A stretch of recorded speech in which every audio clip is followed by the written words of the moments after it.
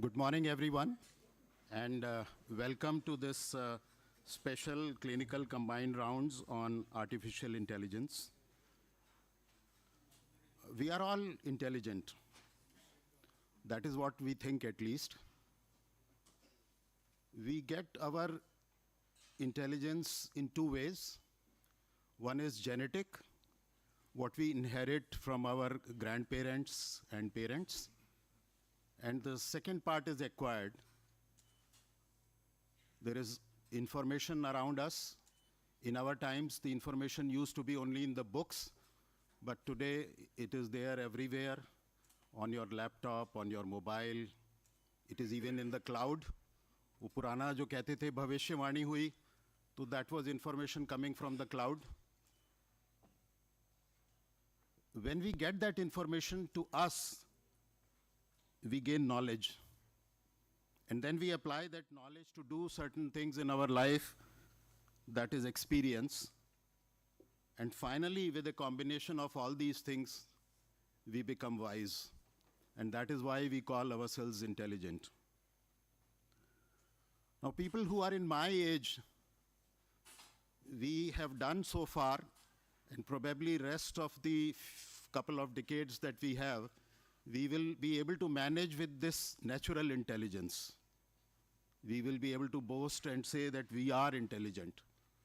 But most of the people sitting in this hall who have 30, 40, 50, 60, 70, 80 years to go, they will not be able to manage with natural intelligence. You will have to rely on, just as today we rely on artificial food, even artificial air, artificial water, you all will have to rely on artificial intelligence. And definitely, medicine, the way we practice, 50, 100 years ago, medicine was all clinical. Today, it is all investigations. And tomorrow, I am sure it is all going to be AI-based. Unfortunately, we are all AI illiterate, including myself, who am going to moderate this session. And that is why we need to study artificial intelligence. And as we know, all studies start with the nursery school. So today is the primer, where we will learn the ABCD, the AAEE, and Do Duni Char of artificial intelligence. And to teach that, we don't have nursery school teachers. We have the highest level teachers to teach us artificial intelligence. And that includes Professor S.K. Mishra, who's my colleague from my former institution, SGPGI, in Lucknow, where he was for a long time, more than 3 decades, the head of endocrine surgery. But the reason why he is here today is that he was the founder of the School of Telemedicine and Bioinformatics at SGPGI. Single-handedly, he established. Those of us who have seen that center can only believe how it can be done with no institutional support, all grant from government and other agencies. We also have Dr. Namita Mittal, who till yesterday I knew her as the chief of computer science engineering, but today only she informed me that they have now established a separate department of artificial intelligence, and she is the chief of artificial intelligence at our sister institution in the city, the Malviya NIT, MNIT, as we know it. Thank you, Dr. Mishra. Thank you, Dr. Namita. We also have our own experts, Dr. G.N. Saxena, the former Pro-Vice Chancellor and Principal of the Medical College, who sowed the seeds of telemedicine and bioinformatics in our university. We have Dr. Purvish Parekh, who, when I said most of us are AI illiterate, he is excluded because he knows AI and he is not in the same category, at least I am. So we have a galaxy of experts to teach us, as I said, the ABCD of artificial intelligence. This is only a beginning. I know that this is not going to make us AI savvy, but unless we take the first step, we cannot start the journey.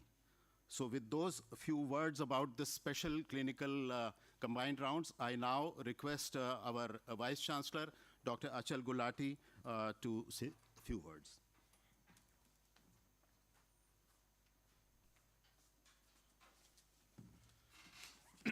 Thank you, sir. Chairman Emeritus Dr. M.L. Swankar, Chairman Dr. Vikas, Dr. Mishra, Dr. Namita, everyone over here. Naya नौ दिन, Purana 100 दिन.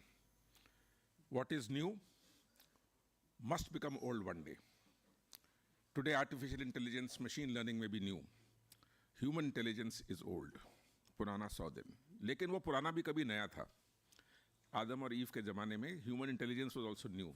And then over a period of time, it gathered momentum, collected information from all over, and then reached this stage of human intelligence, which was so intelligent enough to bring in artificial intelligence. So that is what the basic concept about artificial intelligence would be. There is no denial that human intelligence is best. Artificial intelligence, however good it may be, is still dependent upon the human intelligence, and it is the man who creates that. It is never an instrument that creates a complication. It is the hand behind the instrument that creates a complication. Therefore, yesterday, newspaper, it was there, during a robotic surgery, perforation was done and the patient expired. Ultimately, what's the cause of that? Is it the robo, or is it the man driving the robo, or is it the intelligence that is fed into the robo? That is what all the progress is going to be all about. We will never be able to replace human intelligence. Artificial intelligence, however good it becomes, it will never be able to replace human intelligence. It will never be able to replace doctors and surgeons and other people. But remember, anybody who does not acknowledge the presence of artificial intelligence will be replaced over a period of time, and that is something which we need to learn. There is nothing known as mechanical engineering, electrical engineering, automobile engineering. Today, what is car? A car is a combination of all the engineering processes turned into a mechatronics. And that is what is required, integrating the various branches and sciences of medicine, channeling them into one particular area for diagnostics, for treatment, for management, and develop machine learning tools over there so that we can progress. The biggest example is Dr. Namita sitting over here. She is head of department or heading the Institute of Artificial Intelligence. Artificial intelligence headed by a human intelligence. So that is what artificial intelligence is, the significance of that. So I'm sure this ice-breaking session is going to go great guns, and it must be one of the watershed moments from where we progress from the nursery school into the kindergarten and going further up. Thank you so much, and all the best for this function. Thank you, Dr. Gulati, VC sir. Now I would request Dr. G.N. Saxena to recapitulate the history of how telemedicine, bioinformatics developed at our institution.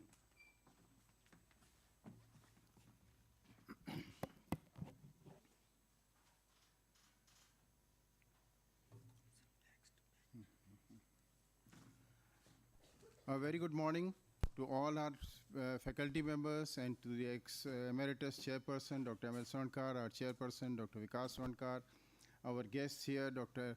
Mishra from Lucknow, Dr. Namita Mittal from MNIT, and all the other faculty members who are present here. In a very short presentation here, I would like to go through the steps that have been taken in this institute even before the word artificial intelligence was, it came into vogue. Now everybody doesn't know anything about artificial intelligence, but they are aware कि ऐसी भी कोई चीज़ है जिसका नाम है artificial intelligence. लेकिन जो हमारे यूनिवर्सिटी है उसने आज से 10 साल 12 साल पहले से वो नींव डालनी शुरू कर दी जिससे हम एक वर्क फोर्स तैयार कर सकें जो आगे आर्टिफिशियल इंटेलिजेंस में काम आए. When I first talked about this institute to our emeritus chairperson and who was the chairperson at that time, the very first word he said, go ahead. आगे क्या होता है इसमें जैसे जैसे होगा अपन बढ़ते चले जाएंगे. And that is what happened. And I'll give you a small roundup of what happened in the last 10 years. The history of digitization and informatics in MGUMST. When, as Dr. Kapoor said, what is artificial intelligence? बात हो रही है आपस में. Are you concerned about the increase in artificial intelligence? But the other person says, no, I'm not concerned about that. I'm more concerned about the decrease in real intelligence. And that is now happening everywhere around us. पहले अपने को telephone number याद रहते थे सब लोगों के कि किसका क्या फ़ोन नंबर है. आज वो टेलीफोन नंबर को ये भी नहीं मालूम कि 5 डिजिट हैं कि 10 डिजिट हैं. We just look at the name or a code name that we have given and we move on to it. So the steps first started with the first telemedicine conference that was held in the year 2013. The university was founded in 2011, so within a year and a half of the founding of this university, we had our first telemedicine conference, which was major success. And the first point in that conference was, usually the conferences till then were held in either hotels or some other places, but the conference being held in an institute was the first for Mahatma Gandhi, and across Telemedicine Society, this was the first conference to be held here. And it was a great success. We had a large number of people attending it, getting to know what is telemedicine all about, what informatics, as it was called at that time, is all about, and we had speakers coming in from across the world. Then in 2014, Mahatma Gandhi Hospital was selected by the government of Rajasthan as the nodal center for providing telemedicine consultation. And this was something for the first time again to a private institute. Earlier, the government institutes, the district hospitals, the medical colleges, at that time there were 6 of them, the 6 government medical colleges and 30 district headquarters were part of the telemedicine setup. But in 2014, the government made an exception and made Mahatma Gandhi Medical College and Hospital as the nodal center for telemedicine consultation. Then we held a conference, which was the American Health Information Management Association conference in October 2015, which was again located in Mahatma Gandhi University. And this provided an opening for the international faculty to be aware of what is happening in our institute. Then in 2016, the government of Rajasthan, through a private agency called the Global Healthcare, again made Mahatma Gandhi Hospital as a hub for consultation for Rajasthan telemedicine project.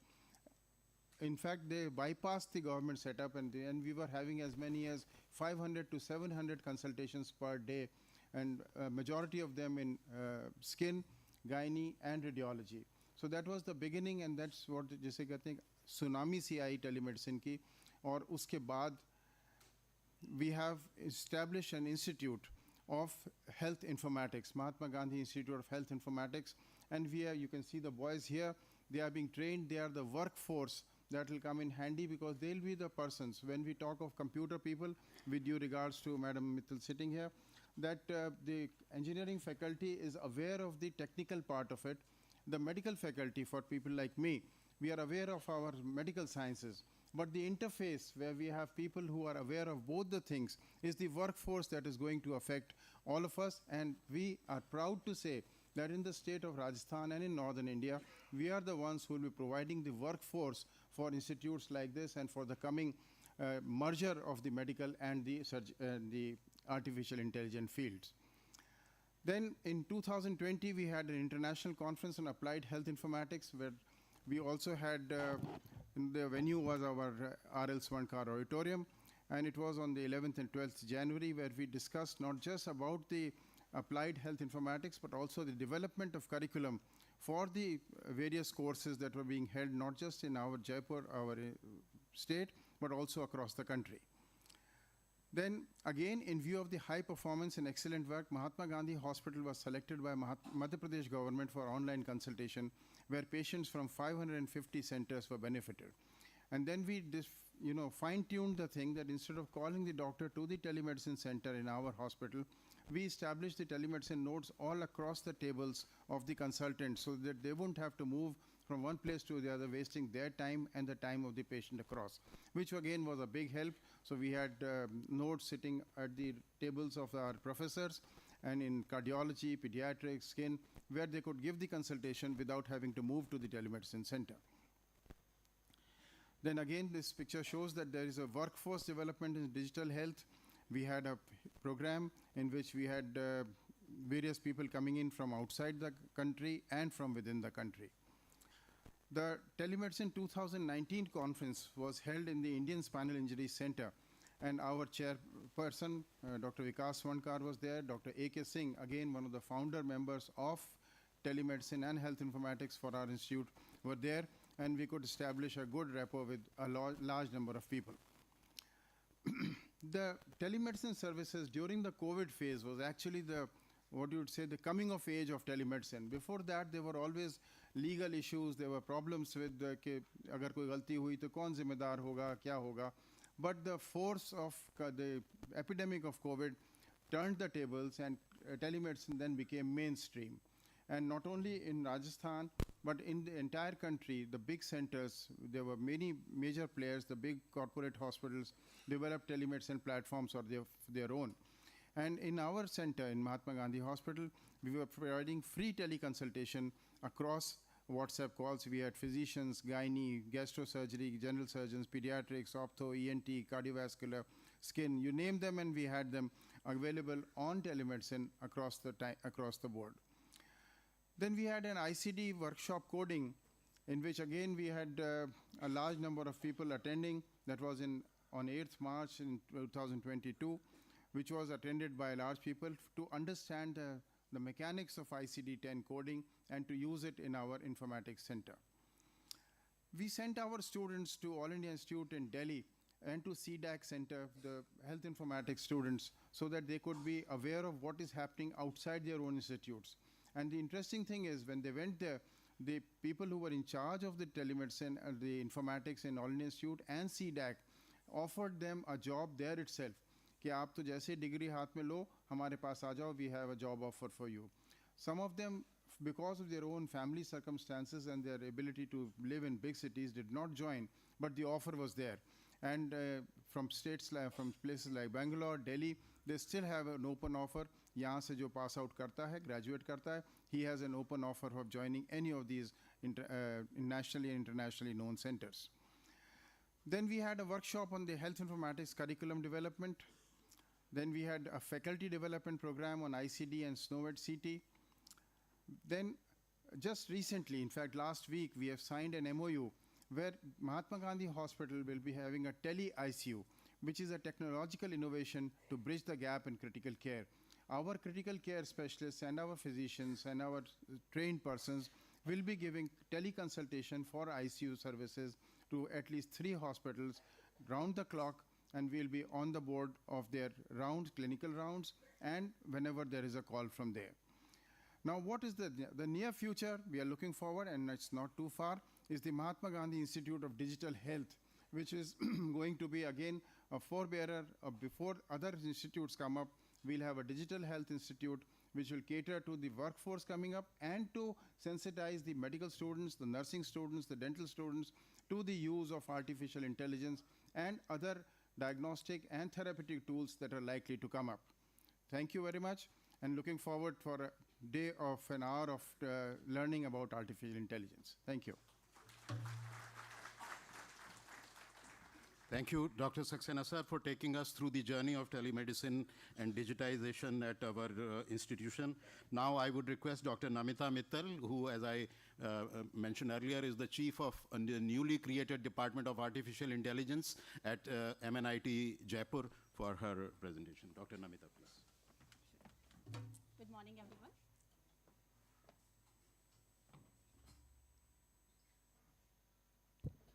Respected dignitaries and dear students. So first of all, I would like to thank organizers who invited me here. And it's my dream come true that I'm here with such a intellectual group.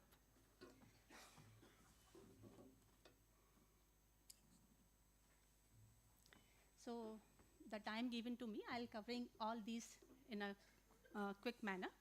So first of all, we'll start with I'll correlate with the intelligence, artificial intelligence with the machines. So why we have machines instead of men? The fatigue, human error, shortage of experts, emotion-free creativity. Nowadays, generative AI is there that makes the creative things. Apart from that, the issue with the men is environmental risk, physical safety, psychological stress, disease exposure, cognitive overload. Everyone knows about it. So we replaced men with the machines because it was needed. Now, artificial intelligence came, and then it refers to the simulation of human intelligence processed by computers. Importance of AI in the field of medical has the potential to create healthcare by aiding the diagnosis, treatment planning, radiology, drug discovery, and patient care. So today we'll be seeing all these by the different speakers. So basically, what is that essentially make AI needed? The AI systems aim to replicate human-like cognitive functions such as learning, reasoning, problem solving, and decision making. So question came, can machine think? it came in 1950. Nowadays, I can say that yes, machine can think, but the question is, they cannot do anything without the man. We have to provide them the intelligence. So only we want machine to learn such a way that they react as an intelligent person. So AI algorithms, those are the programs, we do coding in computers, are designed and implemented to analyze vast amount of data. That is necessity, that we should have a data that is validated data, that can recognize patterns and make predictions and decisions based on the information provided. So we have to believe on the data. So once we get the data, we have to validate it, we have to pre-process the data. So as sir asked me, what we mean by this different kind of areas of AI, these are mainly machine learning. Machine learning, if you can see it from the slide, that first is a AI, that is a big umbrella, and under this umbrella we have machine learning and deep learning. Looking at this, this one, this is artificial intelligence. We say engineering of making intelligent machines by the programs. But later, that is not enough. AI is not enough. We have to go inside it. That is machine learning. So ability to learn without being explicitly programmed. We say, this is my input, this is my output. Now you do whatever you do. That machine has to do it. This is my input, this is my output, and you have to make a model. For example, if I say y is equal to f of x, f is nothing but a function, and x is a parameter, we get the y. So what is this fx? That is a model. So we say, this is my x, this is my parameters, and this is my output I want. What is the model, f of x, that the function, that is done by the machine. So that is, even that is not enough. We have to go inside that. That is a deep learning. So learning based on the deep learning neural networks.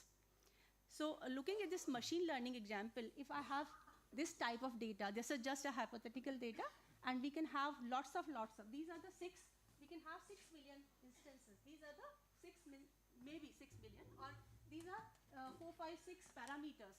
These may be the 6,000 or 60,000 parameters for something to be detected. So looking at this data, we can say first instance is benign. This is a data of mammography.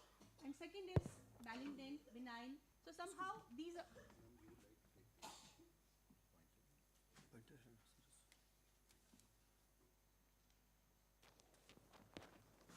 Sorry for that. So these are not enough. So first of all, we have to find the prominent features. Those are needed for this label. Label is nothing but your Y. Y that is to be predicted. So first we have to make the model prepared, and that should be trustworthy. After doing lots of training, then we find the accuracy of the system. If it is good enough to take forward, then we say we start testing. Then again, at the time of testing, we ask the domain experts to validate it. So the thing is, as sir said, without human intelligence, artificial intelligence, nothing. But artificial intelligence is needed because the domain expertise are less. We cannot do 24/7. That is what machines are doing, and lots of other factors also that made the artificial intelligence. So if we say that these are the number of instances, these are the number of data, and that is to be pre-processed. That is important. 70% work is done when data is pre-processed. What we mean by data pre-processing? The noise is to be removed. The outliers are to be removed. The debris, for example, if we have something in the images, debris is to be removed. And the pattern is to be recognized from the data. So here I have written that y is nothing but f of x, and f is model, x are the parameters, and y is our output. So A1, A2, A3, these are nothing but your parameters. We have to find the prominent features. Prominent features, for example, in this data, somehow if I write the weight of a person, or a height of a person, or a color of a person, doesn't make sense. No need of that. We need only the important, because it needs the computation power. We have to optimize the computation power. That is what machine learning is doing. So what next in terms of deep learning? Deep learning is consists of internet nodes that is the depiction of a brain. So here we say this is input, and this is how we channelize, and ultimately we reach to the output. So same thing we do in the machine deep learning. Then x1, x2 are nothing but the input parameters. These are the neurons, and we do some kind of weights and programming, hidden layers, activation layer as the brain does, same thing we mimic here, and ultimately we reach to the loss function.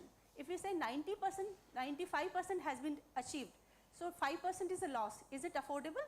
That we have to check it. If it is okay or no, we are not happy with that, we have to again formulate it, again remodel it, and say 99.5% has been reached, but still we have to endorse it by the domain experts. So that's why of course, machine intelligence is nothing without the human intelligence. So if we are not happy with this, then we back propagation is done, we retune it, and again keep on doing it until unless we reach to the threshold and we are supposed to reach. So as we have seen, main task in sir was asking, what are the main tasks of AI model? Classification. It classifies data into predefined categories or classes, for example, benign or true or false, gender, male, female, something, whatever. These are the discrete categories. We cannot go beyond that. If it is there, the Y is discrete, fixed, red, green, blue, fixed, positive, negative, fixed, then it is known as a classification. If the data is coming, output is coming in a continuous flow, like estimating patient survival rate, this is continuous, it cannot be discrete, then it becomes regression. And this is clustering. If we don't have the human expert, looking at this, here, the classes are discrete. There are two classes only, benign and malignant. It means this is known as a supervised learning. There are some supervisors, there are some teachers, there are some guides. They are telling us that this is the thing when the answer should be benign. This is the thing when answer should be malignant. But what if we don't have expert?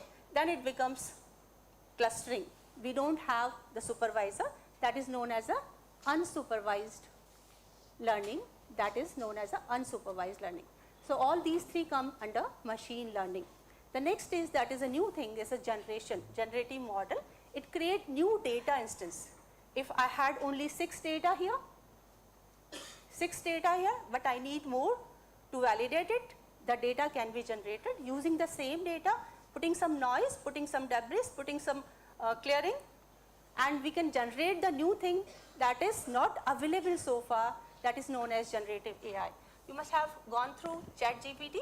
ChatGPT is created in November 22, and since then life transformation has been has come in lives of many, and this is an amazing thing.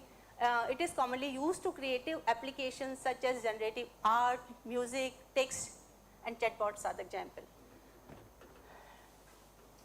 So AI contributions in medical in terms of what engineers, software engineers or AI engineers are doing. Analysis of medical images for finding any abnormality. So first we should know what we mean by abnormality. We need to train the machine that this is abnormality, this is we keep on saying, as we do, we keep on saying to a child that if you do like this, you'll fall away. If you do like this, you'll continue, you'll be given a reward and penalty kind of thing. That is known as a reinforcement learning. So ability to look at the trends in the patient biomarkers to aid in the early detection of disease and warning, alerting the clinician. That is also possible, and MNIT, means in my supervision, one of the PhD student had worked it, and we had file a patent. Predict disease outbreak and patient outcome by analyzing huge population health data. That has been done in COVID. Chatbot and health assistants are very effective in answering basic patient queries and provide them with immediate access to information, including guidance on healthcare issues. Like nowadays, there's a term, or that is every third person in terms of students, every third student is having some kind of a depression. So the therapist is needed, like a counselor in the universities, right? So the problem with this human being, that they are not affordable, means they charge, they are not accessible, and some kind of a privacy. Students don't want to share their problems. So what if we can have an AI therapist in terms of chatbot that is available 24/7, affordable, and can be the data can be shared with them, and that is also confidential. Remote patient monitoring, where the data is tracked by AI to observe any that is can be done through telemedicine as well, and we have worked in COVID as well through this telemedicines. So these are the applications: disease diagnosis and prognosis, drug discovery and development, personalized treatment plans. Every person has a something unique, that is through genetics. So that is to be, medicine is not fit for all, right? The elements or treatment is not fit for all. It's not, that is to be personalized. To going deep inside till genetics, then it may have something better idea. Medical image analysis and interpretations. AI can automate medical image analysis tasks such as detecting tumors in radiological images and segmenting organs for surgical planning. This is also possible with the use of AI. These are some tools available for the medical field. Many hospitals, many doctors are using it, or even non-doctors also using it. Marato, it is made by IBM Watson Health. It is the oldest one and is doing great. Analytic Curie, Regard. And apart from that, we have a natural language processing and healthcare environment. Natural language means it has a two part. First, we have to understand, and later we have to generate NLU and NLG. So whatever I want to write in my language, because everyone is comfortable in their own language, right? So the same language can be conveyed, and that is to be understood first, and the output is to be generated. So AI-powered therapy apps and platforms are also available. People are using it. Wobot, Replica, Talkspace, they offer emotional support. The emotional support is not available in the machine. But thing is, we want machine to learn such a way that they start capturing the emotions. He's a happy, he's a sad, he's angry. That is the thing that AI is needed actually. So how do we do it? This is our area actually in NLP.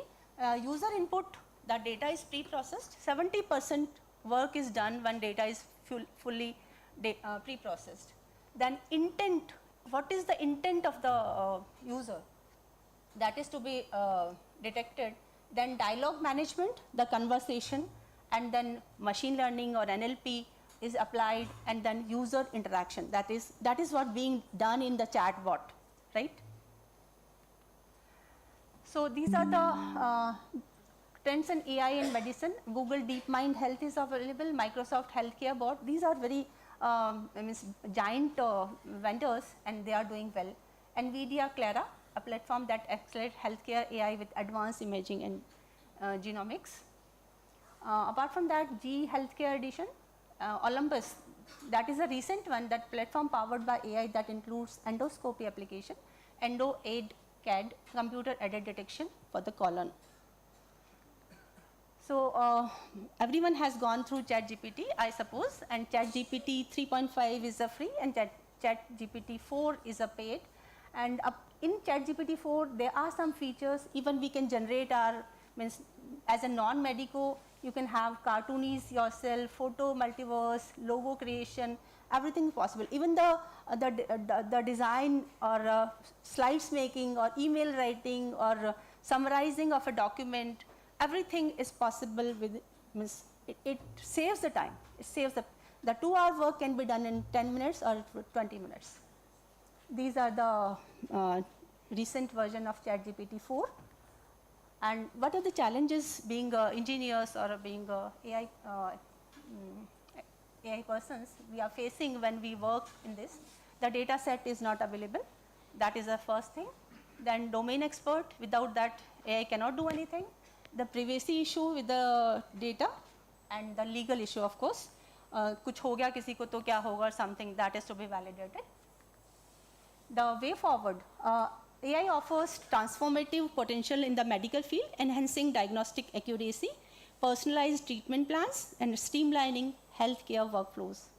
Its integration promises to revolutionize patient care, improve outcomes, and drive innovations in medical research and practice. And MNIT is working in all the medical domains using AI. We have we have a team. Those are doing cancers one and many other things. So we are happy to collaborate. The way forward in recently, the call for proposal has come, and that is AI Center of Excellence. There are 3 main areas, and one of them is a healthcare. And 300 crores will be given to the vendor, and prospect vendor is AIMS Delhi. They have applied, and they will be working in all the platforms of like screening, diagnosis, chatbot conversation, and everything.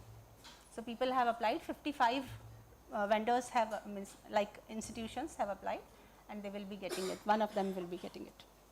So this is all about the time given to me. These are the references. I'll be sharing these slides with everyone. They can just Google it. And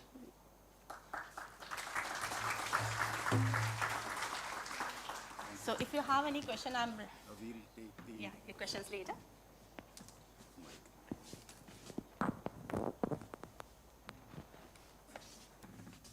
Thank you, ma'am. Thank you very much. I think we'll take the questions in the end. In your last slide, you said challenges. So one of the challenges probably we can cover because we have data sets, and I look forward to more interaction between our institution and MNIT to explore these areas further. Now I would request Dr. Purvish Parekh to tell us what role AI can play in medicine in general, and what has been done so far. Thank you very much, respected Chairperson Emeritus, Chairperson, other dignitaries. So whatever Dr. Mittal has said, I would like to, talk to you in a very pictorial form, okay? So my first question to the audience is, did anyone of you come and bring your computer with you? Raise your hand. Okay. And how many of you have come with your smartphone? Raise your hand. So the first lesson to all of you is that this is not a smartphone. It's a computer, which also allows you to make a phone call, right? So that is the most important thing that we can learn from today. Now what do you see here? I'm going by Uber to the airport, and you can see that it is showing different locations where the car is there. But what do you see in the brown box up there? The brown box says location sharing is disabled. In spite of that, it is still tracking what I'm doing. Another example, I'm going to a new location, I'm walking, and I want to see, because it's evening time, I want to see what is in the surrounding area. So I'm turning my phone right and left to see what is happening.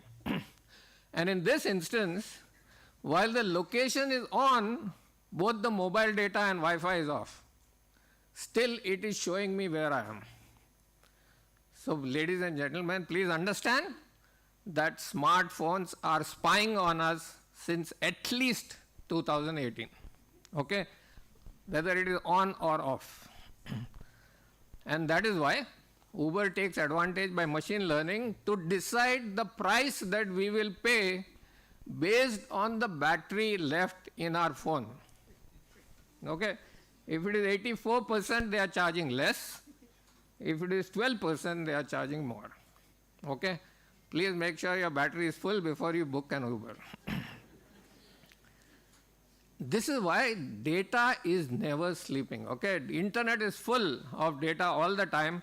65% of the world's population is using data. And the data that is consumed annually is in zettabytes, okay? Zettabytes. So what does that mean? This is the reason why Amazon sales every minute is $283,000 US. So by the end of this CCR in 1 hour, Amazon will have sold 144 crores of amount of goods to us. So we should understand, and on the right hand side you will see that we do a program on the second Tuesday of every month from 7 p.m. on Zoom. It's called Oncology Beyond the Obvious. And what you see is an iceberg. And the large part of the iceberg is under the water. So also it is true for the internet. we are only looking at the surface web. Below that is the deep web, and below that is the dark web.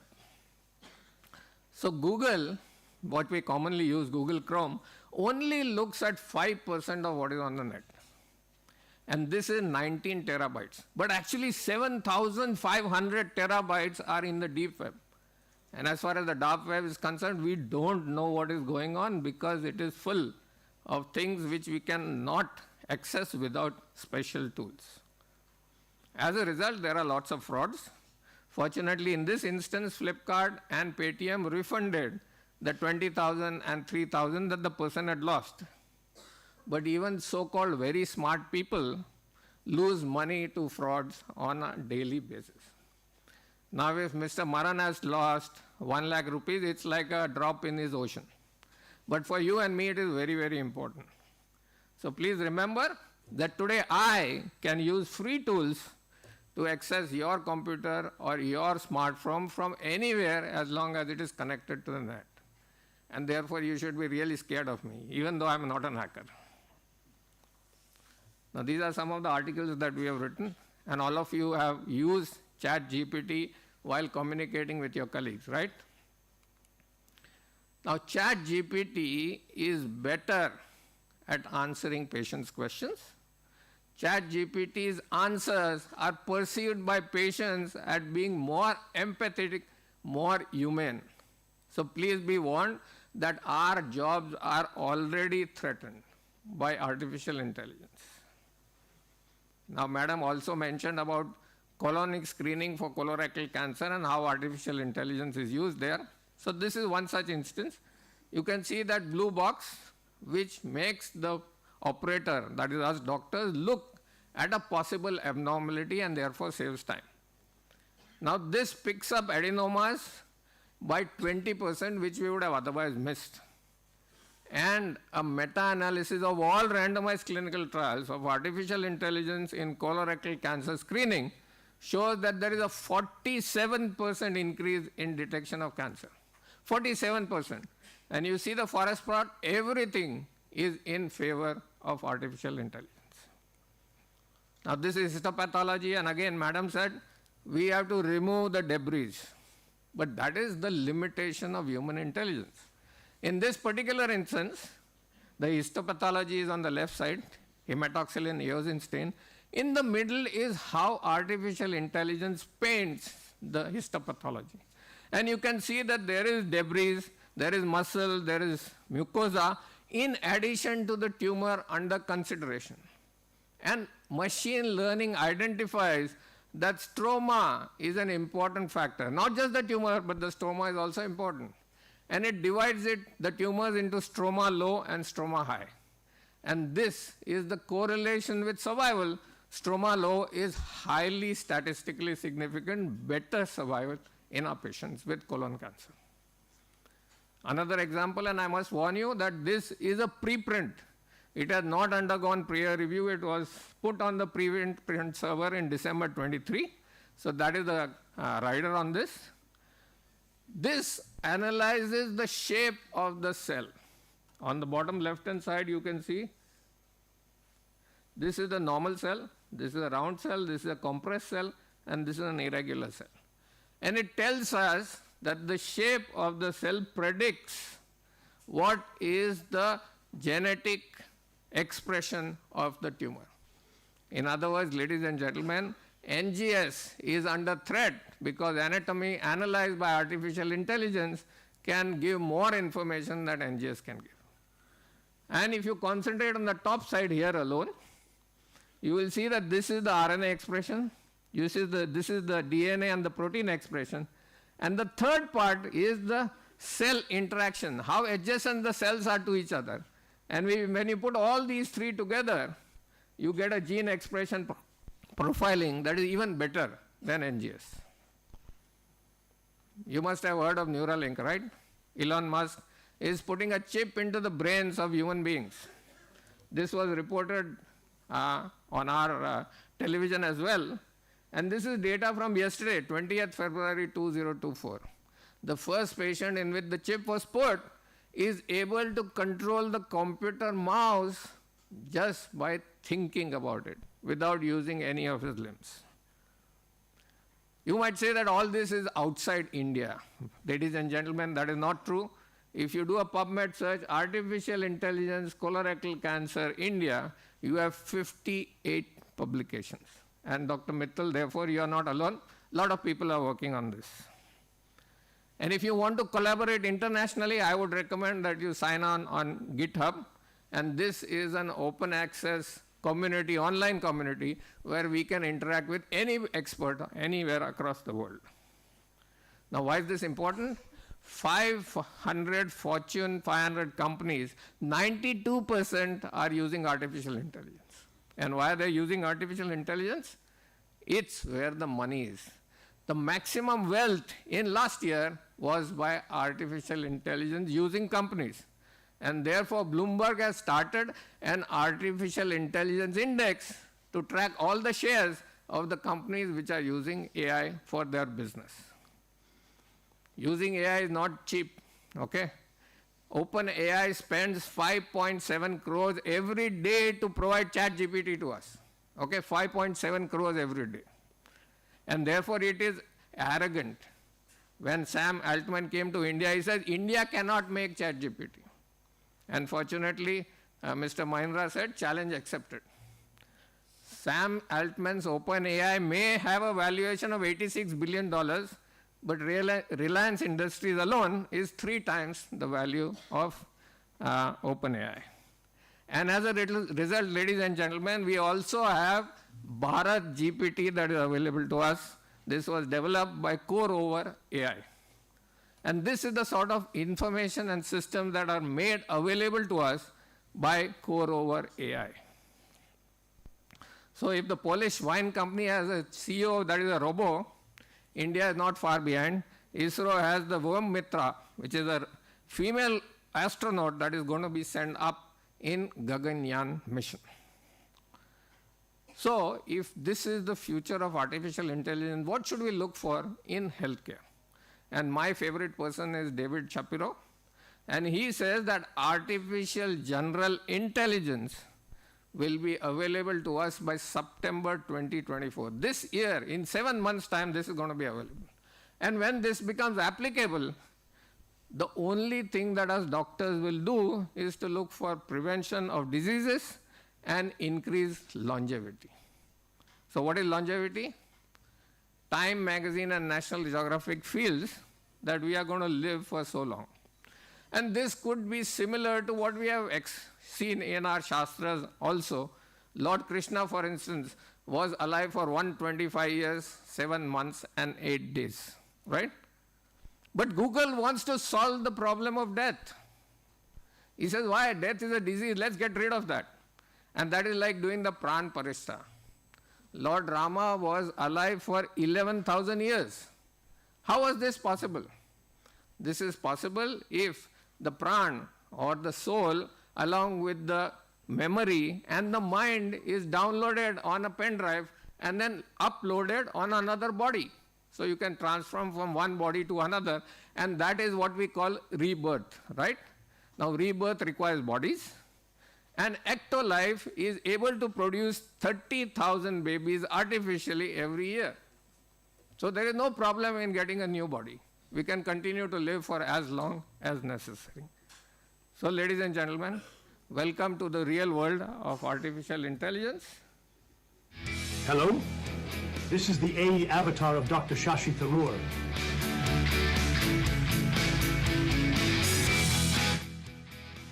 Dr. Tharoor, it's a pleasure to have this conversation with you.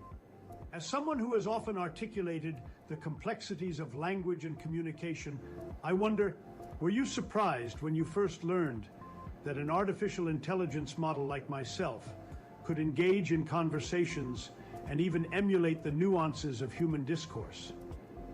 Yeah, sure, I was surprised. I mean, there's no question that, one reads about these things in science fiction, but you don't really expect to actually not only... So I'll leave you to look at the whole video a little later. Hello. But I would like to end by thanking you. And this image was also created by DALL-E. Thank you very much. Thank you, Dr. Parekh, for giving us a real-life, practical, easily understandable view of what artificial intelligence is. वो पुरानी कहावत होती थी कि उसका दिमाग भेजे में नहीं टखने में है या घुटने में है. That was done as a sarcasm, but it may become true because I may get the chip implanted not in my brain but in my knee. So then my dimag will be in my ghutna. So now I request my former colleague, my friend, my next door neighbor at SGPGI Lucknow, Dr. S.K. Mishra, who was the chief of endocrine surgery for more than 3 decades and the founder of School of Telemedicine and Bioinformatics at SGPGI, for his presentation on what role this new science is going to play in surgery. Thank you, Professor Kapoor. Respected Emeritus Chairman and the current Chairman, Vice Chancellor, Pro-Vice Chancellor, Dean, Dr. Saxena, faculty members and students. It gives me great pleasure to visit this institute after 10 years, exactly, little after 10 years. 2013 I was here. That's the first time I got introduced to the Emeritus Chairman. That time he was the Chairman. And I could see his vision, and I could see this institute has transformed after 10 years. I don't find any place I can recognize different buildings. That's fine. And moreover, I want to give the compliments to him that to visualize that you want to set up Institute of Digital Health, which are very keen to my vision also. I've been trying to convince some of the state government to set up this digital health. After realizing that telemedicine has just become a small molecule inside the large arena of digital health. So today, we talk of digital for everything. Anything. I think youngsters, we call it Generation Z, I think so. Generation X, Z, I don't know when. Somebody asked me what is there next to Z. I said Z plus 1, or something like that, we don't know. So that is the thing. So I thought this particular presentation, as a surgeon, I want to share with you that how I have experienced this technology over the last little more than 2 decades. And I never thought that this area is going to really expand so much and will last beyond my lifetime. Next case,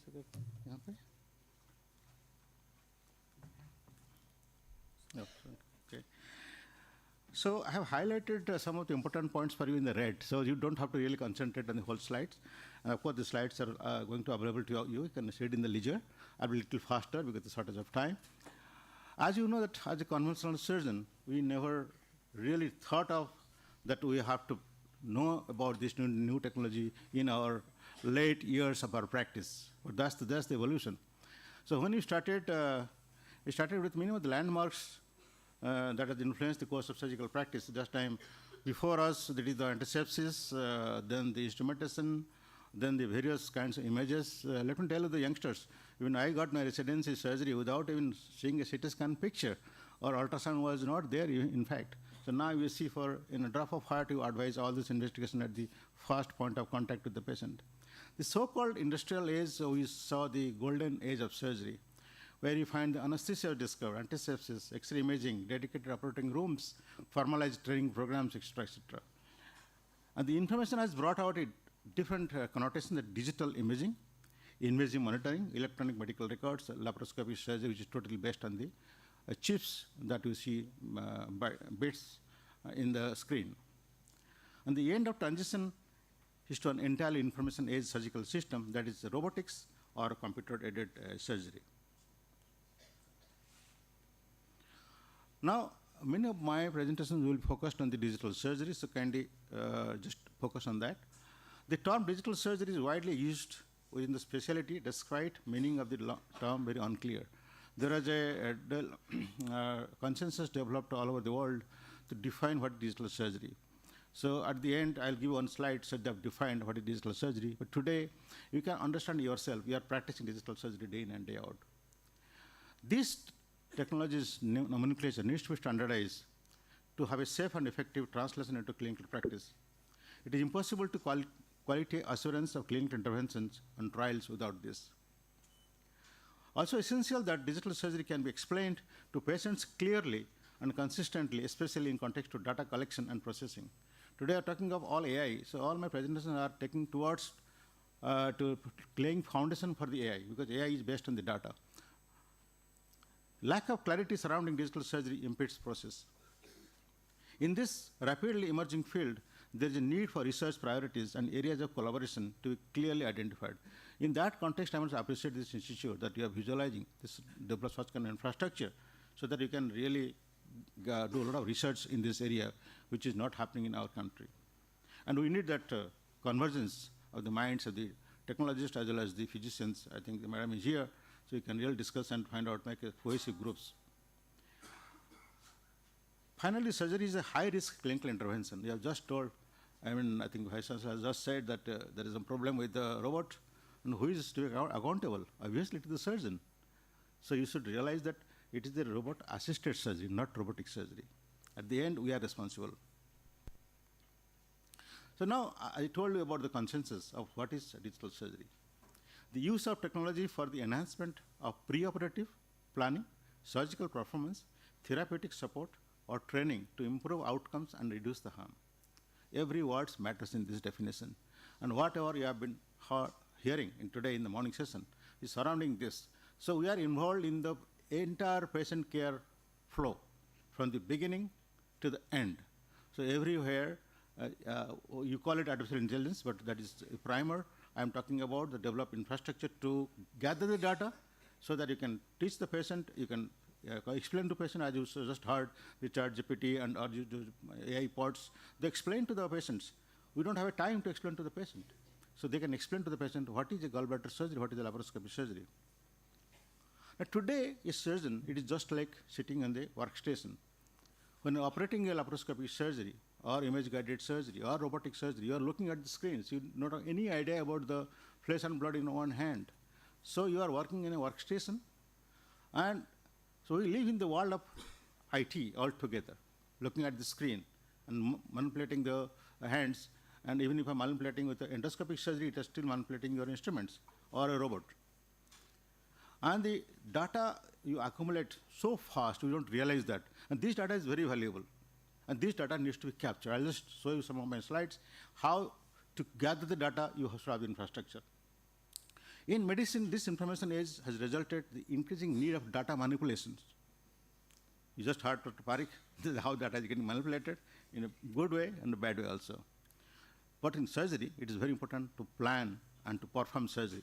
The surgeon can be guided during procedure that you are doing wrong. This is not the way you should do. That's called AI integrated operation theater.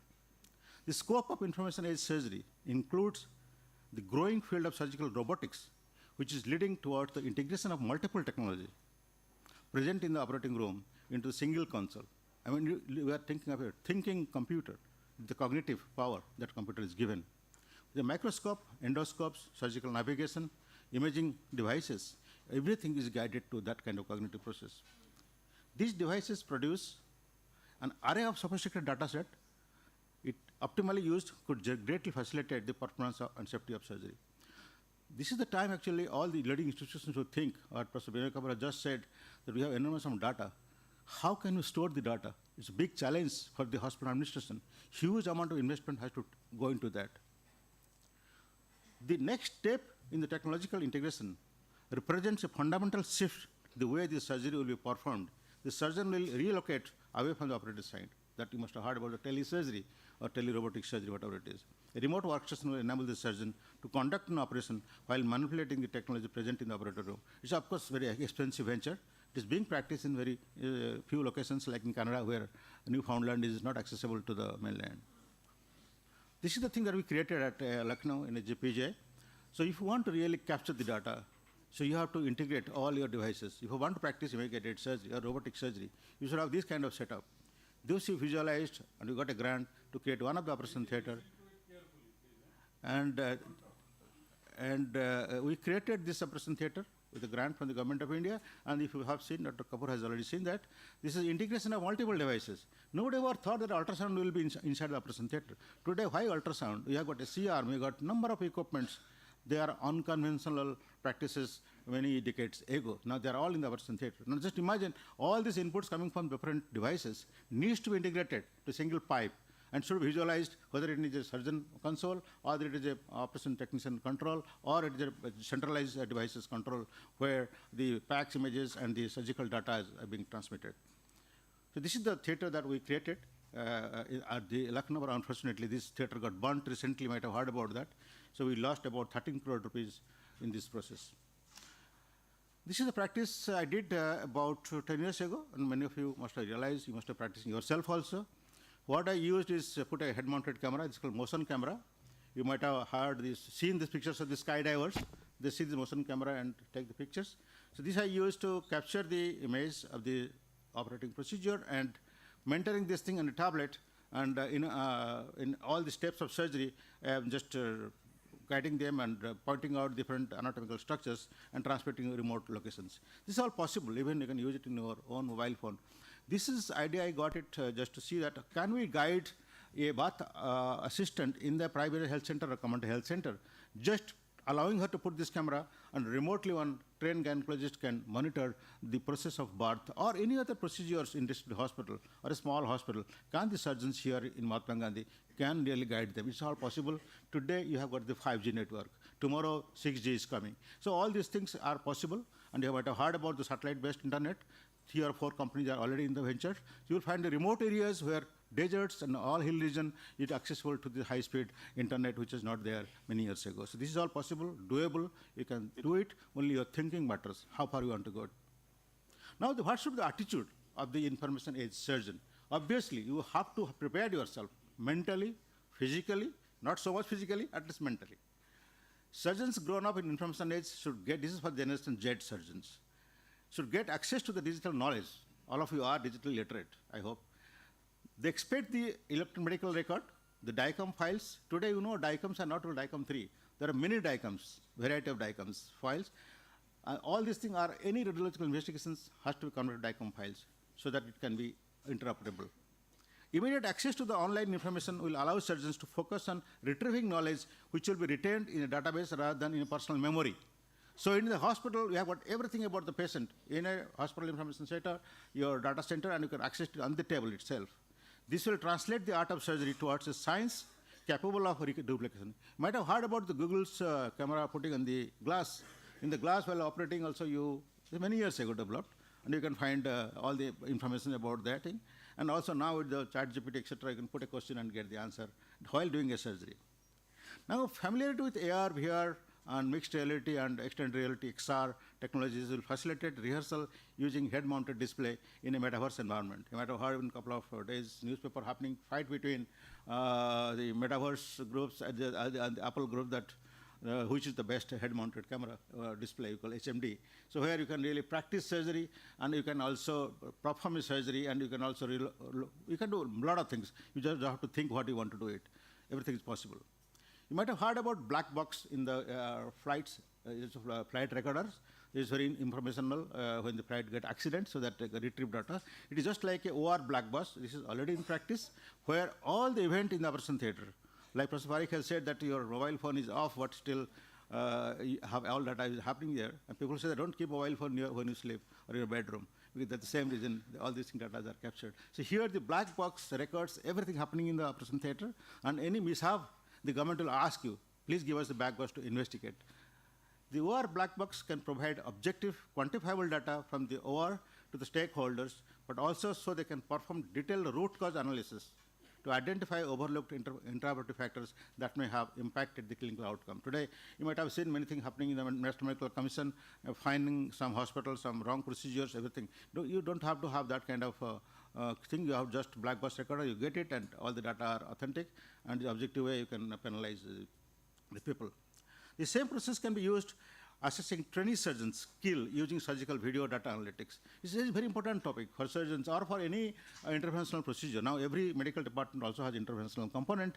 So how can you train your people? How can you assess them? It's a big area for investigation. So this is possible through this kind of thing. Even AI also talk about these things. You can really train them using AI technologies.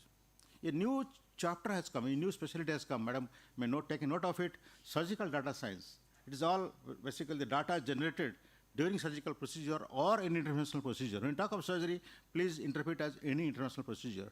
Gastroenterologists do a lot of intervention nowadays. Cardiologists, every medical specialist are doing some kind of intervention. So all those data are very, very important for not only for learning process, also for investigation purposes and doing research purposes. This terminology is very old terminology called computer-assisted surgery. Today, we have got precision surgery. You might have heard about precision surgery, precision medicine. All these things possible because we have that grade of kind of technology available where a nail in the spine can be put with a computer guidance. There are robotic arms. They fix the nail in a particular space without any human kind of skill there, actually. So the computer-assisted surgery consists of a group of surgical procedures and computational tools for planning, guiding, or performing surgery. This will you see in the coming generation more and more. This system guarantees minimal invasive surgery, thus producing tissue damage, pain, and reducing hospitalization. Whatever you're doing, laparoscopic surgery or any keyhole surgery, that's all because of this computer-assisted surgery. Also increase the accuracy of surgical procedures, providing additional complementary tools for the surgeons. Now, how to visualize your operation theater in the future or your interventional suite in the future? The operating room of the future epitomizes those current and future enhancements that can contribute to the patient's safety in the operative environment. Remember that all this that we are doing, whether in medical discipline or surgical discipline, patient safety is the paramount important. Here, AI is going to play a big role in that. So you have the new terminology coming up, cognitive computing. So you can do a cognitive simulation, smart imaging, informatics, smart environment. All these things that you heard from Madam Mehtal also is not so foreign and not going to be foreign in the future. We talk about cognitive therapy for mentally ill patients. So all these things are the future and that all be applied to the operation theater. Just a new term I want to introduce to all of you called digital twin. It is just like making a twin of anybody. Today you just saw a video. It is just like a twin of Dr. Shashi Tharoor. So you can make a twin of a hospital. You can make a twin of Mahatma Gandhi Institute also. All those technologies are available now. And you can make a twin of a particular patients with a particular disease and plan your surgery. And all these things are possible now. We call digital twin in surgery. I'm not going more into that, the shortage of time. And this surgical training is also going to the digital age. We have already achieved many things and video-based education, etc.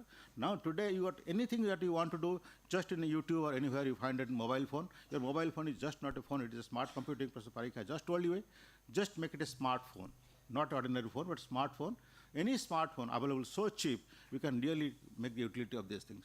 So that is the training that you got in the surgical age, information age, is to access more and more information in your handheld computing devices. So that is the digital learning platform.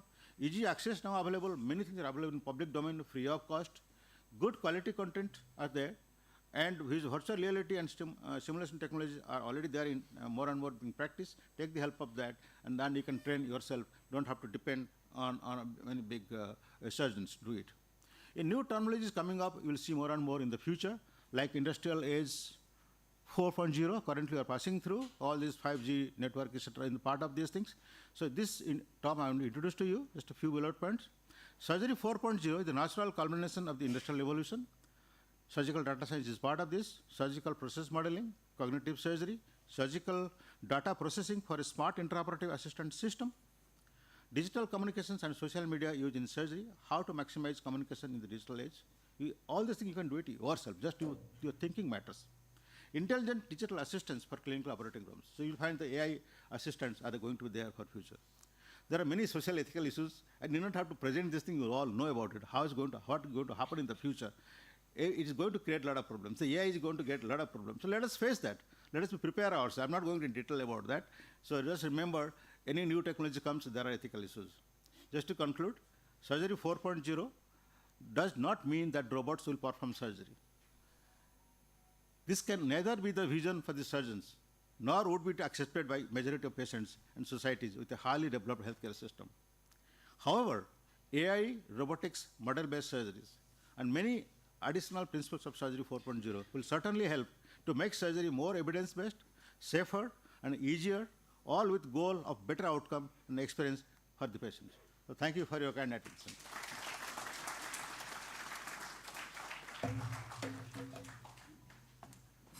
I'm extremely sorry we are running late, but this is an interesting topic. So being a surgeon, I have a bias towards AI in surgery. So we have international expert, Dr. Andrew Gums, who's a surgeon. He's also the editor of a journal called Artificial Intelligence Surgery. He's joining us online. Can we please have Dr. Gums? No problem. I know we're running late. Thanks again for the invitation. We'll jump right into it. You should by now know the title of my talk. My disclosures we won't go over. This is where I do my artificial intelligence research at the University of Magdeburg in Germany. Just an overview of what we're going to talk about. We're going to briefly mention the Artificial Intelligence Surgery Journal. We're going to talk about definitions of autonomous action. We're going to talk about the Ergos project and what surgeomics means. And lastly, we're going to talk and show a little bit of what AI already exists in surgery. So this is the journal. The website is AISJOURNAL.net. First issue came out just over 2 years ago. We're on volume 3. Issue number 4 came out in December. We're about to start volume number 4. Our impact factor right now is 3.47. We have applied for an official impact factor, and we anticipate getting that officially this year. So what is surgery in 2024? I have to change this slide, but it's basically a mixture of open surgery, minimally invasive surgery, but also interventional endoscopy and interventional radiology, or what we call surgical endoscopy, okay, and interventional surgery. So some other speakers went over about the nuances of what artificial intelligence is, like machine learning, deep learning, computer vision, and robotics, so I'm going to skip through there. We're going to talk quickly about how the publications of artificial intelligence in surgery peaked back in 2013, dropped down in 2017, but as you can see here on this slide, they've really started to peak up again. And if you go even a little further, I have to update this slide also, but it's really gone off the charts. And that lull really followed a dip. That dip that we see followed the development of artificial intelligence over the last, I would say, 11 to 12 years, with the development by computer scientists of machine learning and deep learning, which is why what we were dreaming about over a decade ago is now possible today. So these are just some images of augmented reality that, again, I don't have time to go into. And these are just some other nice, beautiful images. This was published in Cancers from Patrick Passot's group at EARCAD. But I do want to show you quickly Jarvis. Jarvis, or the surgeon's Jarvis, it comes from a character of Vision, which is from Iron Man's Artificial Intelligence. That's the name of his butler.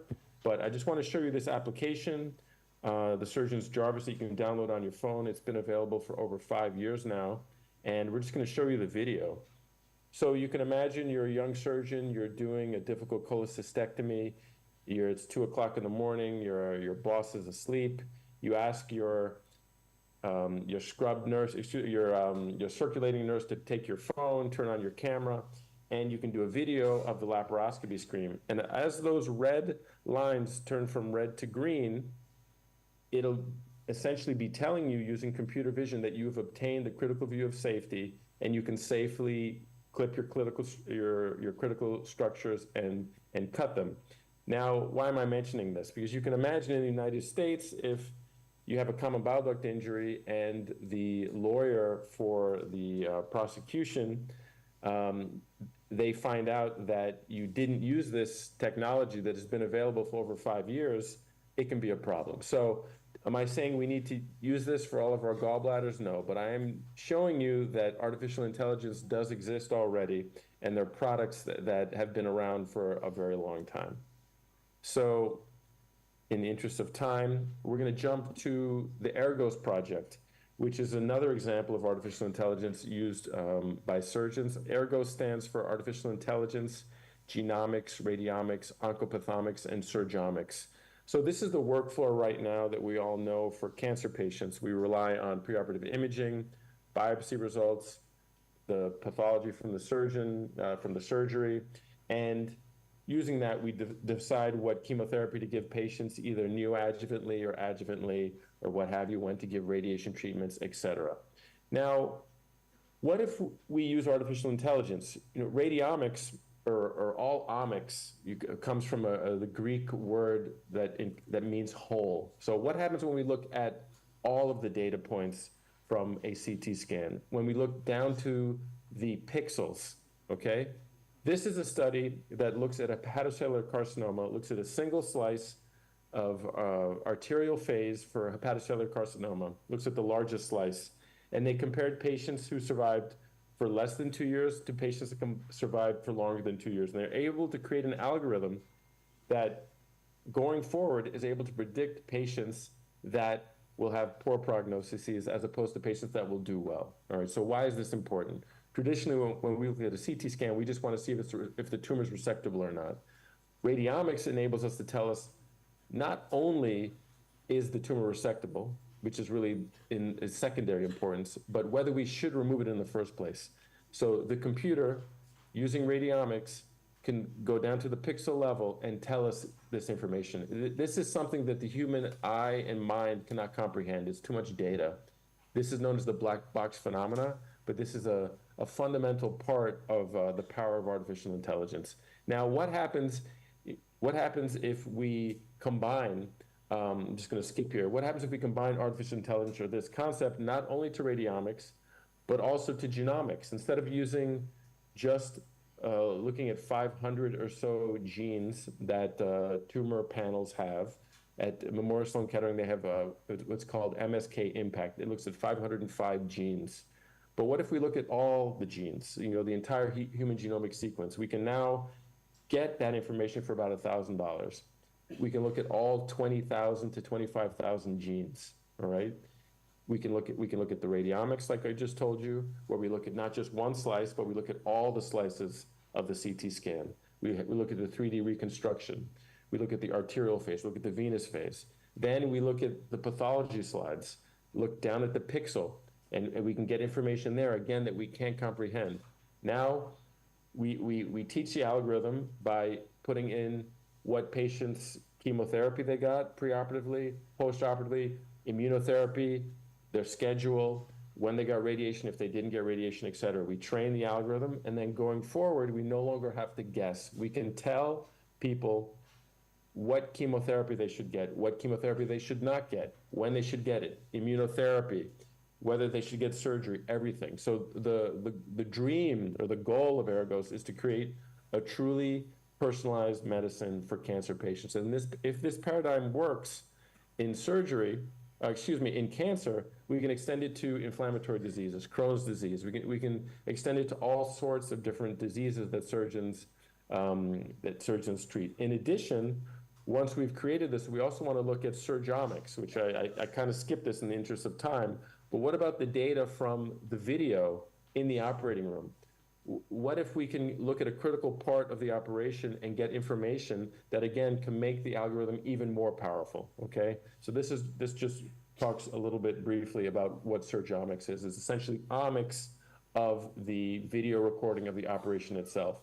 Now imagine if you have ICG, if you use narrowband imaging, if you use hyperspectral imaging during the operation, imagine the amount of data that we can generate, okay? So obviously, it's too much data for us to generate now. We can only look at part of the operation or what have you. But the future is we should be able to get real-time information. Maybe the computer will be able to tell that, look, this tumor is resectable, but while we're operating, the computer can tell us, look, don't operate on this patient.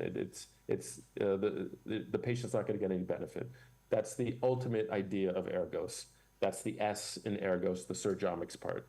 So this is just an editorial that talks about the second phase of my talk. I want to talk about autonomous actions, okay?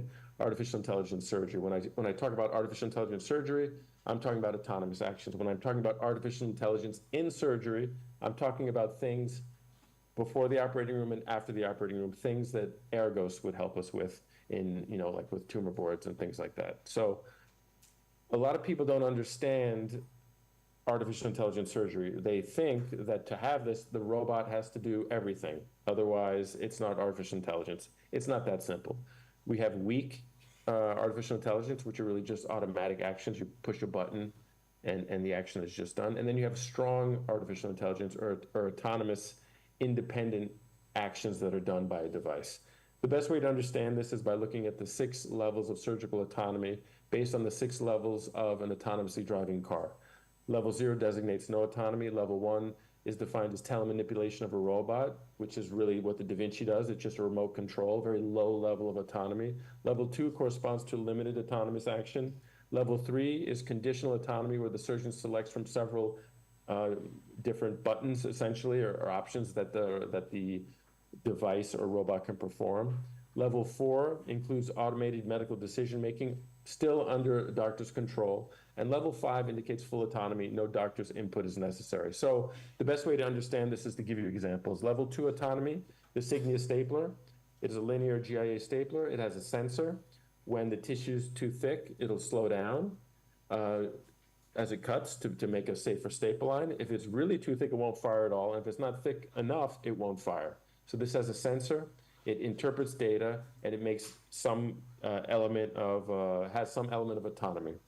Another example is the integrated table motion, the Trumpf Medical. As the table with the Da Vinci moves on the latest model, the 4 robotic arms move at the same time. Okay, so that's actually the thing that impresses me the most about the Da Vinci is the table. And as the arms move, as the table moves, the arms move. Okay, so what about level 3, ligature? This is a vessel sealing device. It uses an advanced vessel sealing algorithm. It analyzes 434,000 data points per second. You have 3 different buttons, depending on how large you think the vessel is. And the device tells you when it's safe to cut. You don't make that decision. And this has been around for decades. So this is an example of level 3 because of the 3 different buttons that you have, okay? Now, level 4, I'm just gonna tell you quickly, is when an interventional cardiologist snakes up a catheter, trying to do an ablation, goes into the right atrium. The device, once it's in the right atrium, it detects the area of the ablation, and it gives the ablation. The cardiologists really are just sitting there while the device does it itself. So if I had time, I would ask you, does level 5 autonomy exist in healthcare? And the answer is yes, of course. AICD, automated implantable cardioverter defibrillator, a pacemaker, what have you. It detects a life-threatening problem, and it gives a life-threatening treatment with no involvement of a human. So level 5 autonomy has been around for, decades already. So really, it's strong AI, no human control is needed. So we really need to stop thinking that AI is far off in the future. If, AI is here, high level, full autonomous actions. So this is a white paper talking about the definitions of artificial intelligence and autonomous actions in clinical surgery that was published in our journal, I believe 1 or 2 years ago, if you're interested in this topic. But in the last few minutes, I just want to talk about robotics, okay? Most robots, surgical robots right now are just telemanipulators. There are over 70 robots right now. I'm not going to go through all of them, but basically they're grouped into ones with multiple arms, single port, and lastly, endoluminal ones. So you have the Da Vinci. It has a single base, the current model. You have the Mantra in India, separate bases for all the different robots. You can have up to 5 robotic arms. Here's the Versius, similar to the Mantra, Avatera, Bitrack, Senhance, Hugo by Medtronic, Dexter. Then you have the single incision ones. Here's one from Intuitive, here's Vicarious, here's Enos, here's Mira, and then you have endoluminal ones. Now, why am I putting these out? These are all just telemanipulators. So these are all very low level of autonomy. So what is the future of robotics, and how do we get to more autonomy in surgery? And the best way to explain this, or at least I think, is to look at Star Trek or Star Wars. Do we want the surgeon at the bedside, like in Star Trek? This is Next Generation. Or do we want it like in Star Wars, where there's no human involvement whatsoever? There's just a robot, and there's just some poor person screaming on an operating room table as these robots operate on the person. So we wrote a paper about this, looking about keeping surgeons in the loop. We looked at handheld robotics, and we looked at colorectal metastases and whether you remove them with handheld robotics or with the Da Vinci system. And we found some advantages when we used handheld robotics with the surgeon still at the bedside. Okay, so here are some examples of handheld robotics. This is by Jamie. There's also a company in Israel called Handex. So you have 7 degrees of freedom. You have haptics, you're holding it in your hand. You have an autoclavable laparoscope holder. This is by EndoControl. And then you have the stapler that I showed you. Now, what about more collaborative robots or non-console robotics? This is the Maestro system by Moon Surgical. This is the surgeon operating with the assistance of 2 robotic arms, right now, you can see the surgeon here, he's just using laparoscopic instruments, but imagine, again, he's holding those more advanced instruments I showed you, like the Jamie or the Handex, and now imagine two robotic arms holding those devices, so when the surgeon lets go, the arms stay in place. You have some viscosity, you have some stability. So this is just another way that we need to start thinking about robotics. Maybe this is the best way to do more complicated surgeries, more vascular, more tumors that are stuck to big vascular structures. So I think in the future, a mixture is probably probable. I think the Da Vinci or telemanipulators are particularly good in the pelvis or what have you, but we need to do more research in non-console robotics, and we need to think about handheld robotics so more people can benefit from robotics. And just so we understand what is available so far in robotics, we have vessel sealers, we have staple anastomotic lines that have intelligence, we have automatic needle placement, motion scaling, tremor reduction, organ segmentation, and autonomous laparoscope tracking. We also have autonomous aspiration, retraction, debridement, and suturing, the STAR robot, which a lot of those studies are being done at Johns Hopkins. But we also now have situation awareness, is there bleeding going off on the side, and phase recognition, so the computer has memory what part of the operation we're doing. It's actually difficult to do that, but there are actually prototypes that are being developed that are able to have the robot understand what's happening. And I'm actually working with a company in Germany on autonomous pneumoperitoneal access. The one thing we still don't really have is autonomous dissection. I think that'll be the most difficult thing to automate or to make autonomous, but people are working on that already. So this is just a Gartner Hype Cycle. It follows that graph I showed you of publications. I don't have time to go into the details of this, but a discussion of this is published in Sensors on Autonomous Actions, published a few years ago if you're interested. So just to wrap up, current AI includes, machine learning, natural language processing, computer vision, deep learning, like we talked about. Algorithms like Ergos have the potential to give us truly personalized medicine in our lifetime, which is amazing. We can stop guessing. And surgeomics is a field you need to start to pay attention to, especially if you're a surgeon, because it combines AI with intraoperative video data and may be the best way to keep surgeons in the loop, in addition to handheld robotics and non-console robotics. So thank you very much. I know it's very late for everybody. If you have any questions and if we have any time, I'll be here. Thank you, Dr. Gums, for joining even at such a late time. I once again apologize to everyone for the delay. I have one more bias, that is towards my former students. I have many of them illustrious ones, including Ajay, who's sitting here in the audience, Dr. Ajay Sharma. So another of my former students is Dr. Biju Potakat, who's the chief of GI surgery at JIPMER Pondicherry, but he's here because he recently organized a national level conference on AI in diagnostics. So I requested him to just make a couple of comments. Biju, please. Yeah, good morning, Dr. Gums and other faculty. When we did works in AI, one thing what we immediately realized was the sensitivity is high, specificity is low. It is dropping, especially we work on artificial intelligence liver imaging. The specificity drops to somewhere at 74-75%. Across the spectrum of AI in medicine, this phenomenon happens. And unless we increase the specificity of all this interventional diagnostic modality with respect to AI, there will be a challenge.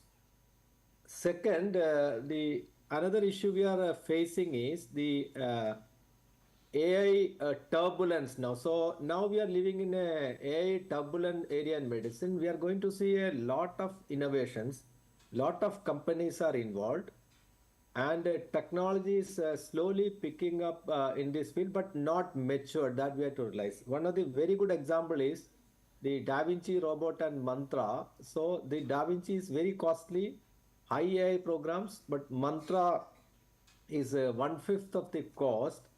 Now the AI companies are invented those systems, are unable to integrate it with the Mantra. So these sort of issues we are going to face in real time. And I think in the turbulent period, we have to be really patient and mature, and a lot of this competition, capturing the market, canvassing the surgeons, and making a product artificially superior to another product is there already. We should be really, really cautious about this industry canvassing, especially in the field of AI. The virtual histology, virtual imaging techniques, all are there, but we have to realize that the specificity is still not, many of the technology specificity is still not up to the mark. So if we think that in 2 years our histopathology slides are going to disappear and all that, no, it's not going to happen. These are the few comments I wanted to make. Thank you very much, sir. Thank you. Thank you, Dr. Biju. May I now request Dr. Munish Kakkar, who's the coordinator for the clinical combined rounds, to for a vote of thanks.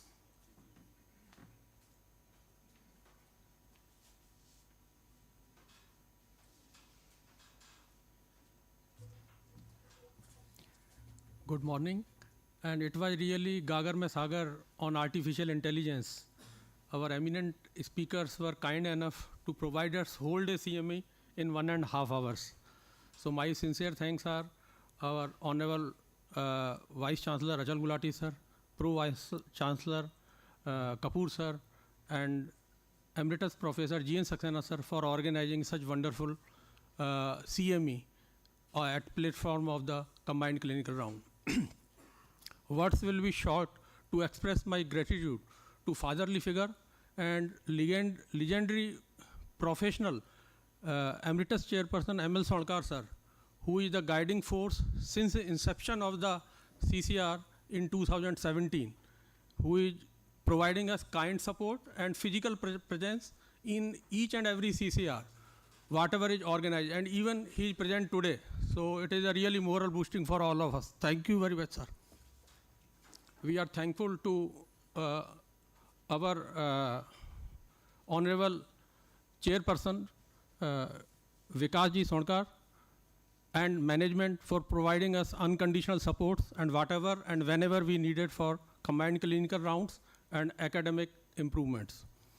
We are, on behalf of Mahatma Gandhi University of Medical Sciences, we are extremely grateful to our speakers, Namita Mittal Madam, HOD Artificial Intelligence, MNIT Jaipur, S.K. Mishra sir, HOD Endocrine Surgery from SGPGI Lucknow, and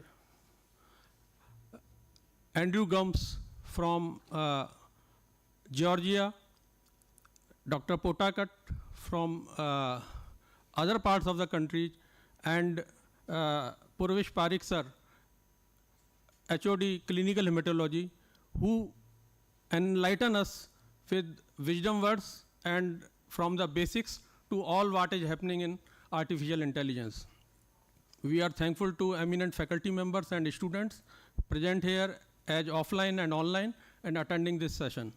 We are thankful to all the technical staff and all the members. Thank you very much.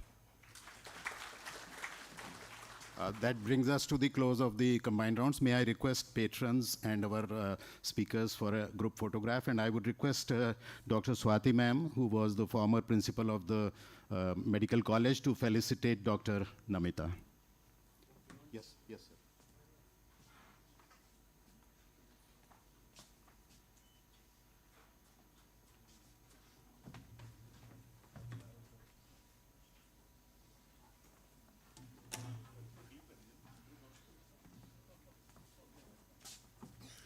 Dr. Gums, thank you very much. I know it's midnight for you. Please, if you wish to log out, thank you very much.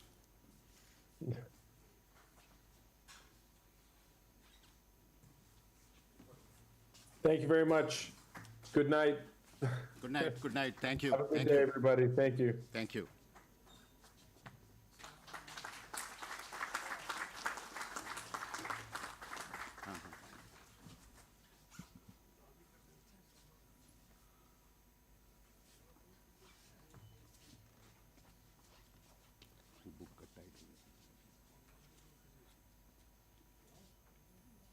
I also request the patrons to please launch the book Oncology for Physicians, which has recently been published by Dr. Hemant. I'll request him to say a few words. So thank you. I think let's give a big round of applause to Dr. Kapoor for organizing this wonderful CME. We are very acutely aware that we are very, very late today. Just take 2 extra minutes. Dr. Parikh and myself have edited this book titled Oncology for Physicians under the auspices of the Indian College of Physicians and the Association of Physicians of India.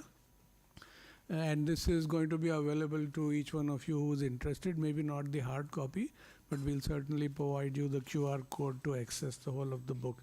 And today, just after today's work, Dr. Parikh and myself will be leaving for Delhi to go to the API to get this launched over there.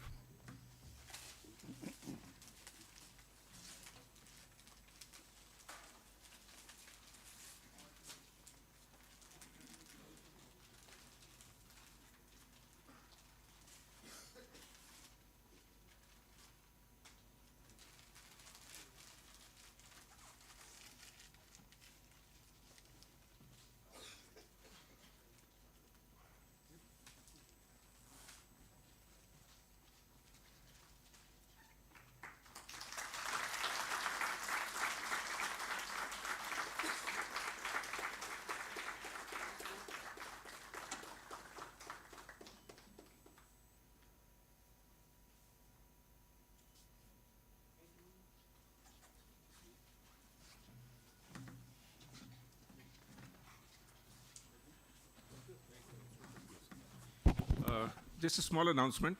On 24th, this Saturday, we are having a half-day CME program conducted by Dr. Subramaniam Iyer. Now, Dr. Subramaniam Iyer is Chief of Reconstructive Surgery at Kochi, Amrita, and he is the chap, if you've noticed in the newspapers and all over, the first person to do the bilateral hand transplant and the first person to do the single hand transplant, all of which are working hands at present. So he'll be presenting on facial-maxillary reconstruction, head and neck cancer, and on facial nerve reconstruction. So it's going to be a very interesting thing, and we are fortunate again to have Dr. Subramaniam Iyer over here for that talk. So please make it a point to attend in case it's possible. Thank you.